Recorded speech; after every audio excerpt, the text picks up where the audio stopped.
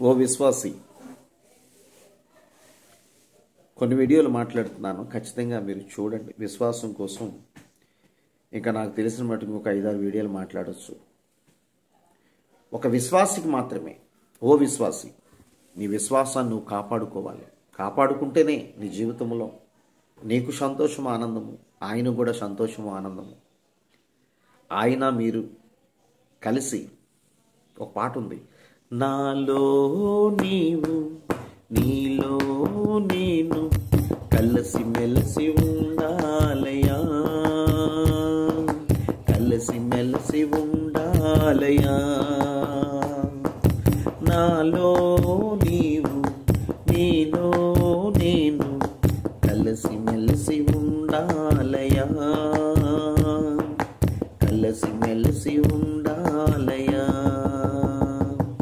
యేసయ్యా యేసయ్యా నా యేసయ్యా, యేసయ్యా యేసయ్యా నా యేసయ్యా, యేసయ్యా యేసయ్యా నా యేసయ్యా, యేసయ్యా యేసయ్యా నా యేసయ్యా.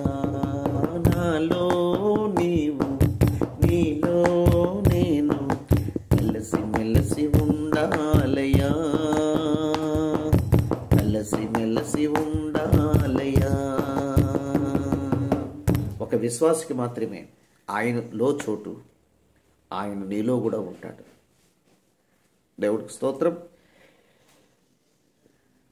ఈరోజు సామెతలు 14వ అధ్యాయంలో 26-27 వచనంలో ఒక విశ్వాసి ఎలా ఉంటాడన్నది ఇక్కడ మాటలు చూద్దాం. యెహోవాయందు భయభక్తులు కలిగి ఉండుట బహుధైర్యము పుట్టించును. విశ్వాసకి ఏముంటుందంటే ఒక ధైర్యం ఉంటుంది. అటివారి పిల్లలకు ఆశ్రయ స్థానమును కలదు. యెహోవాయందు భయభక్తులు కలిగి ఉండుట జీవపు ఊట, అది మరణ పాశములో నుండి విడిపించును. దేవుడికి స్తోత్రం. ఇది రెండో మరణము నుంచి విడిపించే దేవుడుగా ఉన్నాడు. ఒక విశ్వాసిగా భయభక్తులతో నువ్వు జీవిస్తే రెండో మరణం తప్పించబడతావని, రెండో మరణం నీకు ఎటువంటి హాని ఉండదని ఖచ్చితంగా ఈ 2 మాటలు మీతో చదివిస్తాను. ప్రకటన గ్రంథము 2వ అధ్యాయము, ప్రకటన గ్రంథము 2వ అధ్యాయంలో 11వ వచనం. సంగములతో ఆత్మ చెప్పుచున్న మాట చెవిగలవాడు వినును గాక. జయించేవాడు రెండవ మరణము వలన ఏ హానియు చెందడు. రెండవ మరణం లేదు, ఏ హాని చేయదు నీకు విశ్వాసిగా నువ్వు ఉంటే. ప్రకటన గ్రంథము జయించేవాడు అనే మాట ఉంది. 21వ అధ్యాయంలో 7వ వచనం. ప్రకటన గ్రంథము 21వ అధ్యాయం 7వ వచనం. జయించేవాడు వీటిని స్వతంత్రించుకొనును, నేను అతనికి దేవుడినై ఉందును, అతడు నాకు కుమారుడై ఉందును. దేవుడికి స్తోత్రం చెప్పండి. ఒక విశ్వాసికి ఆయన దేవుడుగా, మనం ఆయన కుమారుడిగా ఉంటాం. ఒక విశ్వాసికి ఆయనే దేవుడు, ఆయనకి కుమారులుగా మనం ఉంటాం. ఇంతకన్నా భాగ్యమే ఉందండి. ఓ విశ్వాసి, నీ విశ్వాసాన్ని కాపాడుకో. డబ్బు కోసమో, లేదంటే పదవుల కోసమో, లేదంటే హోదా కోసమో, లేదంటే ఈ లోకంలో పేరు ప్రతిష్టల కోసమో నీ విశ్వాసాన్ని పాడు చేసుకో. ఏ ఉన్నా లేకపోయినా నాకు దేవుడు ఉంటే చాలు అని నువ్వు అనుకుంటే ఖచ్చితంగా నువ్వు విశ్వాసమే. ఎంతమంది ఏమనుకున్నా ముక్కుసూటుగా నేను మాట్లాడుతాను, దేవుడి కొరకే బ్రతుకుతాను, బైబిల్లో ఉన్నది ప్రకారం ఉన్నది ఉన్నట్టే మాట్లాడుతాను, పూతుకు పుల్ల కూడా కలపకంట, ఉన్న నిజాన్ని కల్పనా కథలు చెప్పకంట, ఉన్న నిజాన్ని బైబిల్ గ్రంథంలో ఉన్న మాట నేను చెబుతాను. అవతల వారు ఎవరైనా సరే ముక్కుసూటిగా మాట్లాడతాను, ఒక విశ్వాసిగా ఉంటానని నువ్వు అనుకుంటే. ఇంకో విషయం అండి, ఈ విషయం పంచుకోవాలని ఆశ కలిగి ఉన్నాను. సేవకులందరూ వినండి. అసలు బలిపీఠం అనేది ఎంత పవిత్రమైనది. మన సంఘములో ఉన్న బలిపీఠం మీద ఎవరు అక్కడ అర్హులు అంటే సేవకుడే. సేవకుడు మిస్ అయితే సేవకురాలు చెప్పాలి వాక్యం తప్ప బలిపీఠం మీద ఎవరు ఎక్కడానికి వీల్లేదు. ప్రైమ్ మినిస్టర్ వచ్చినా, ముఖ్యమంత్రి వచ్చినా, ఎవరైనా సరే వారికి పక్కన ఒక సపరేట్ ప్లేస్ పెట్టాలి. మన ఈ మధ్యన యూట్యూబ్లో చూశాను, సతీష్ కుమార్ గారు తన బర్త్డేకి బలిపీఠం మీదకి ఒక ముఖ్యమంత్రి గారిని ఆహ్వానించారు. ఆహ్వానించండి, తప్పులేదు. ఎందుకంటే క్రైస్తవుల్ని ప్రేమించి వచ్చిన ప్రతి రాజకీయ నాయకులు క్రైస్తవులకి మేలు చేయాలని, హిందూ ముస్లిం క్రిస్టియన్ బతుకుతున్న ప్రతి ఒక్కరికి మేలు చేయాలని ఒక రాజకీయ నాయకులకు ఉంటుంది. కానీ మనమేదో ఆ రాజకీయం మెప్పు వల్ల బలిపీఠము ఎవరికి అర్హులు అన్నది మీకు తెలుసు. అది ఒక్క అభిషేకం పొందుకున్న సేవకుడు మాత్రమే ఆ బలిపీఠం మీద నుంచొని వాక్యం చెప్పాలి. మన పాత నిబంధనలో మీరు చూసుకోండి, ఎంత చక్కనైన మాటలు ఉన్నాయో. మరి కొత్త నిబంధనలో కూడా చూస్తే ఒక సేవకుడిని ఎంతగా దేవుడు దీవిస్తూ నడిపిస్తున్నాడు, ఎంతగా మరి ఆ సేవకుడి మీద ఎంత నమ్మకం దేవుడు పెట్టుకున్నాడో. ఆదికాండం నుంచి ప్రకటన గ్రంథం చదువుకుంటే ఒక విశ్వాసిగా ఉన్న సేవకుడిని, నేను నీ కుడి పక్కనే ఉంటాను, నేను నడిపిస్తాను, భయపడకుండా ముందుకు పో, ఉన్నది ఉన్నట్లు చెప్పు, నిబ్బరముగా ధైర్యంగా ఉండి వెళ్ళు అని చెప్పిన మాటలు బైబిల్ గ్రంథంలో మనం ఎన్నో చూస్తున్నాం.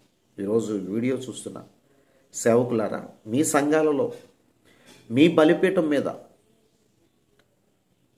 మీరు తప్ప, లేదా పాస్టమ్మ గారు, నెంబర్ 2, ఆ బలిపీఠం మీద ఏ ఒక్క అన్యులు కానీ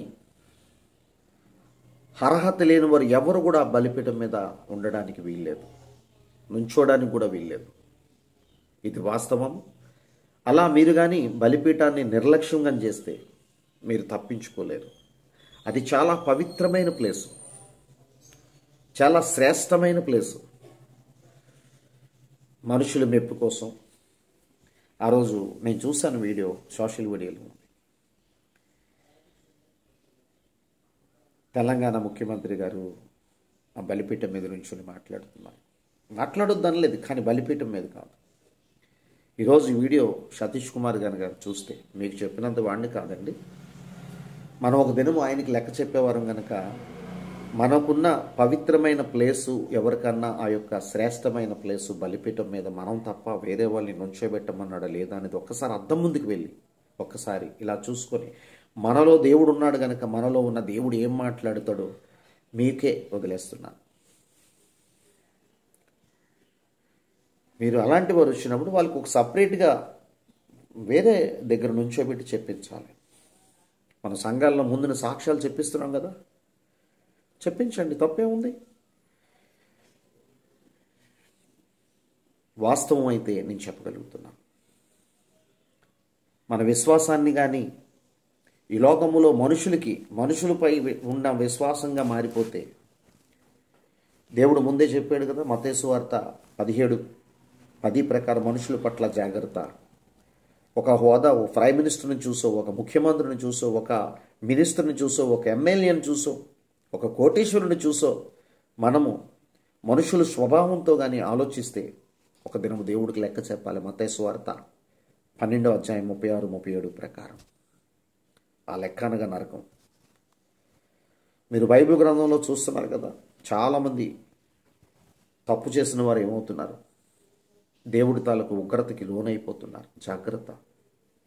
దయచేసి అలాంటి సేవకులు ఎవరన్నా, బలిపీఠం చాలా పవిత్రమైనది, శ్రేష్టమైనది. ఆ బలిపీఠం మీద అభిషేకం పొందుకున్న సేవకుడు మాత్రమే నుంచోవాలి. సేవకుడు లేనప్పుడు సేవకురాలు వాక్యం చెప్పాలి.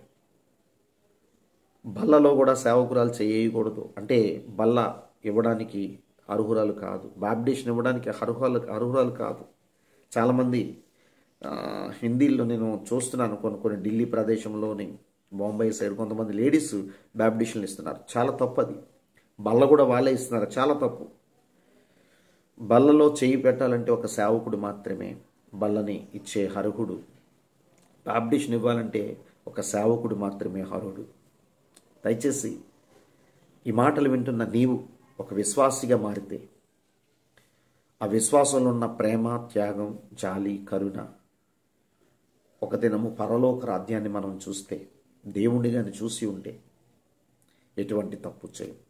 అలాంటి వారు ఎవరైనా ఉంటే క్షమాపణ కోరుకొని, ప్రభువా నువ్వు ఇచ్చిన ఆ ప్లేస్, నువ్వు ఇచ్చినది నేను ఎవరికో ఇవ్వడం కాదయ్యా, ఈ కంఠంలో ప్రాణం ఉన్నంత వరకు నీ కొరకే నేను బ్రతుకుతాను, నా తర్వాత ఎవరిని ఎన్నుకుంటావో నీ ఇష్టం ప్రభువా అని మనం ప్రార్థించాలి.